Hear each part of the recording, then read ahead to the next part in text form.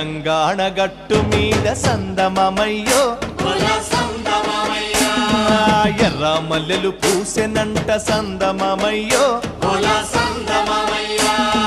పల్లెల పందిరి మీద సందమమయ్యో అల్లుకున్న మల్లె తీగ సందమమయ్యో అరే తుది మొదలు తెలవకుండా సందమమయ్యో